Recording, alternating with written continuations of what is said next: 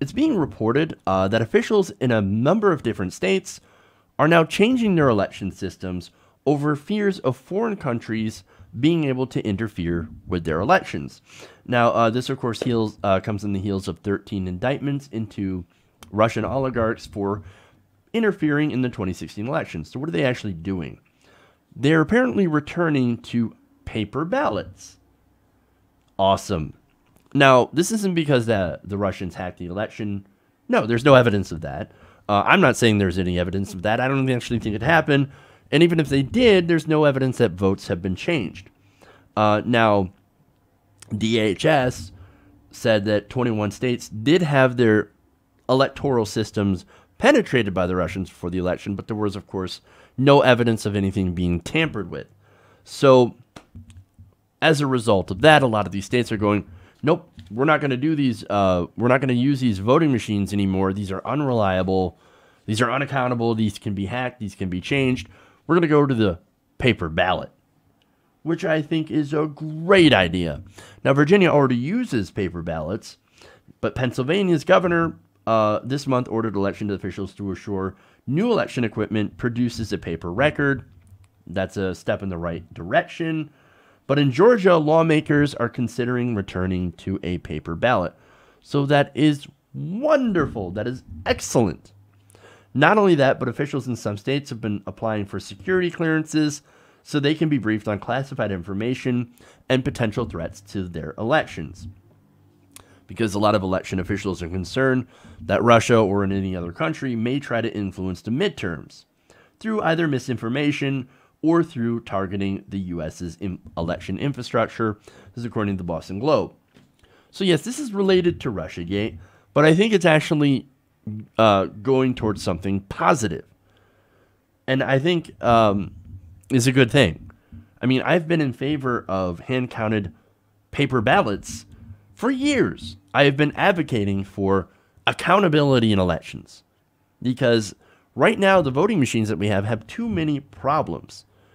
With hand-counted paper ballots, you can't easily tamper with this, okay? And I think it's far more likely that Republicans tamper with elections than Russians. But hey, look, if you want to use Russia as an excuse to be able to go back to hand-counted paper ballots, great. You know what? Fuck it. Have at it. I'm okay with that as long as we have good, positive change. As long as we get change, I don't really care. We need to change our voter system right now. Those voting machines are unreliable. They can be tampered with. Votes can be changed or not tallied. We've had proof of this. These Diebold machines for over a decade being able to change results. Now, why do we use these machines in the first place? It's because the manufacturer has a lot of lobbying power, has a lot of power and money. So, yeah. And they were even linked to Mitt Romney's campaign. So, look, man, I'm not in favor of these machines. I'm in favor of hand-counted, paper ballots, accountability, all that stuff.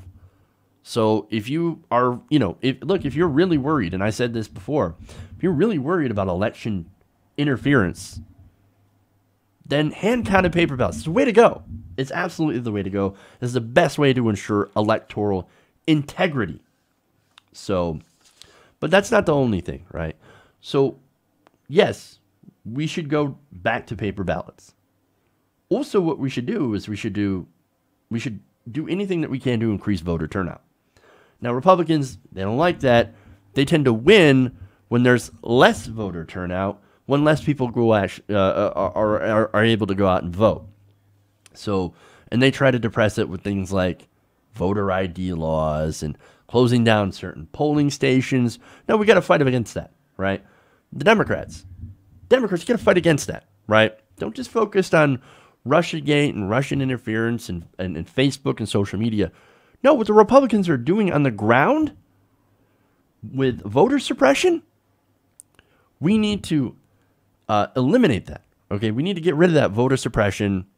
And look, if you want to go even further, which I'm in favor of, eliminate the Electoral College. You could even go that far. Universal registration or just everybody gets automatically registered, everybody gets a voting card, and everybody gets a vote.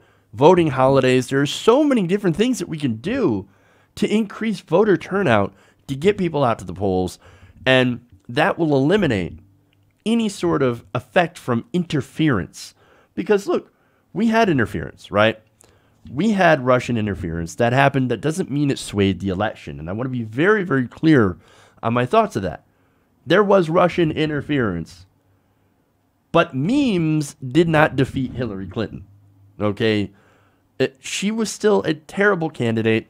Russian interference or not, she still would have lost because she ran as the ultimate establishment candidate. She did not reach out to progressives. She didn't campaign in very important states, Michigan, Pennsylvania, Wisconsin. She was absent. She was not there. Her entire campaign was based on hubris. It's not the Russians that did that. Still, if we're going to get anything from this Russiagate stuff, if we get more accountability, better election infrastructure, that is not a bad thing. That is a good thing. Because you know why? It gets to the heart of the real problem. Republican voter suppression. That's the real enemy. That's what we have to fight. Interstate cross-check. Voter ID laws. That's the real threat to democracy. Hey everybody, thanks for watching this video. If you want to see more like this, please hit the subscribe button below. And if you want to support truly independent progressive media, please consider becoming a patron at patreon.com/TYTNation.